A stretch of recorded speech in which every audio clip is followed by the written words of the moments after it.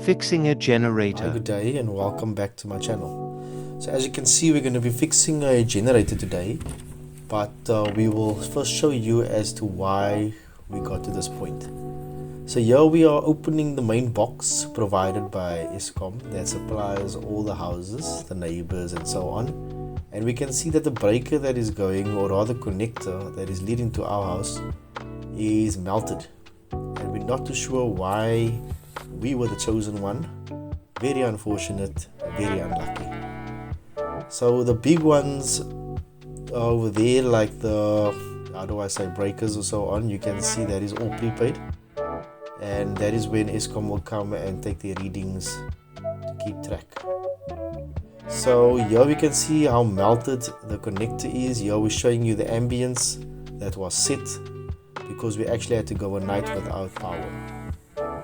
So here is the generator, and firstly we are going to analyze it, diagnose it, find out what the problem is, and also figure out how it works. So as you can see, it's not starting, and this is where we will take it apart and start figuring out where the problem might be.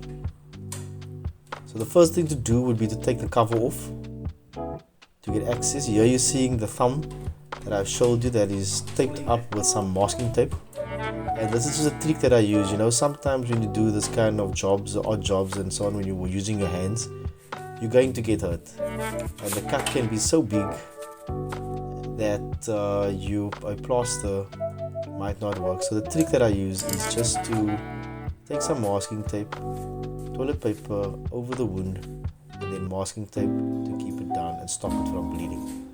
But however, this doesn't stop us from doing what needs to be done. So here you can see the cover is off, the petrol tank in other words, and we are loosening the spark, or the coil rather, leading to the spark plug. So we will obviously do a diagnose and check if there is spark as well. But here you can see we are using the famous 56-in-1 toolkit to remove things. And this is a trick that I also use to speed up a process using an electric drill.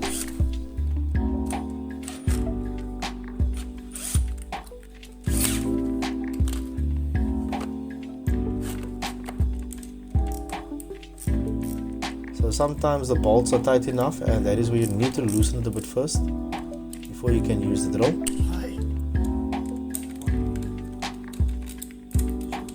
So now we are removing the air filter, and next up what will come off is the carburetor. So we are diagnosing, checking if there is fuel coming into the carburetor, and also then checking for any blockage and so on. So the carburetor has been removed. We will now be opening the carburetor and finding the fault. Over there we can see there's a small leak of oil coming from somewhere next to the engine, and that will also be sorted out. So here you can see the carburetor is being opened up, and we are actually taking off the fuel reservoir, and we have a float inside this container.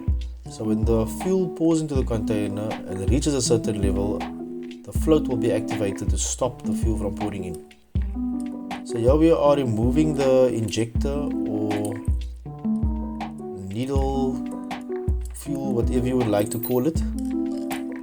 This is what shoots the fuel into the carb, and it gets mixed with air and it goes into the engine. So we are now obviously checking for any blockage. You can see the needles over there, or the fuel injector like I like to call it. So here we are going to just unblock it using a needle and so on, and here you can see the fuel pipe that originally came off. Very brittle, breaks very easily, and this was also one of the problems that we had. Here you can also see the foam that came out of the air filter, which is also very brittle, and you can see this is what we're suspecting caused the problem, because the injector was blocked, and I'm suspecting that the brittle filter must have caused this. So with the injector being unclogged and everything being put back together, we look forward to starting it up and hoping we solve the problem. So you can see it's very much intricate work, and you can see the blood has also stopped leaking on the finger, but once again it doesn't stop us from getting the job.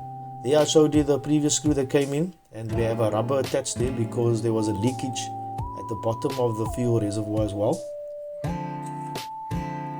So we had to come up with a plan in order to stop that. So here just doing a little bit of cleanup here and there, wiping off the oil. We definitely found the oil leak and we sorted that out. So now we are just doing a little bit of a cleanup, putting everything back together and looking forward to that stage where we can give it a start and see what happens. So this over here is a throttle that if you lift it up, it's very slow, and move it down, it will idle up quite fast, the same like you have in a normal vehicle when you put pressure onto the accelerator pedal.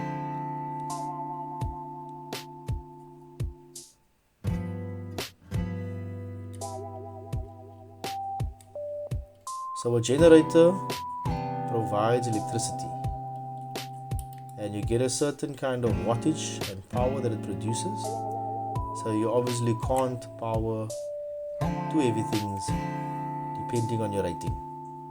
So this one we have over here is a 1200 watt, and you can see now, because of Eskom's problem, waiting forever for them to come through to our aid to come and sort out a simple problem on the box, we had to find another solution. So now everything is being put back nicely.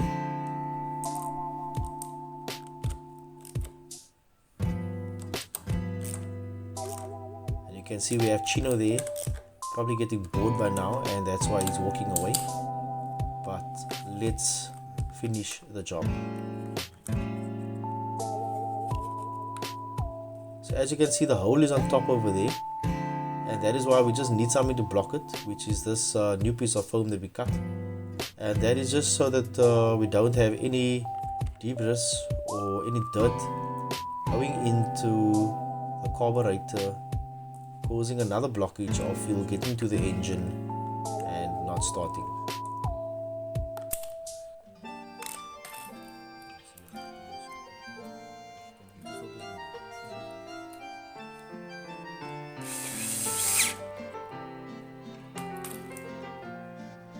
So maybe I should just keep quiet, because what you are looking at is self-explanatory, if I say that word correctly. And this is the last step, which is the fuel line being installed, which is the new pipe, since the old one, like I showed you, is very brittle. Self-explanatory, I think that is the right word. So lastly would be to tighten the top part.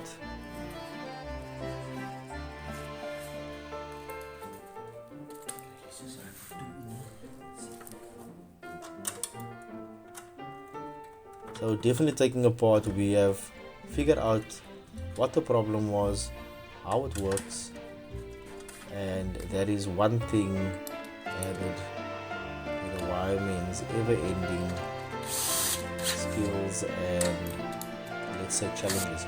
Here we are showing that there is nice petrol in the petrol can.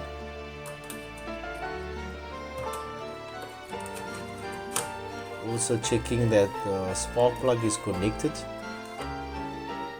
nice and snug. Next up, we are just checking that everything is tightened, everything is looking good before you do the final stage of starting.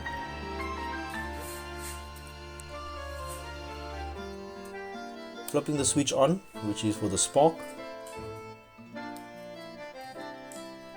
and there you have it.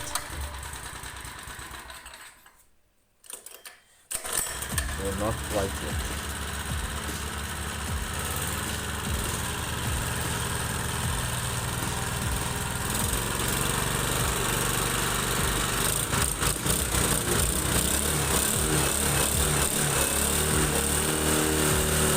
So there you go, idling perfectly, running smoothly, working perfectly fine, and we are now ready to power our lights, our fridge, and so on, while we wait for Eskom to come and sort out the problem on the side.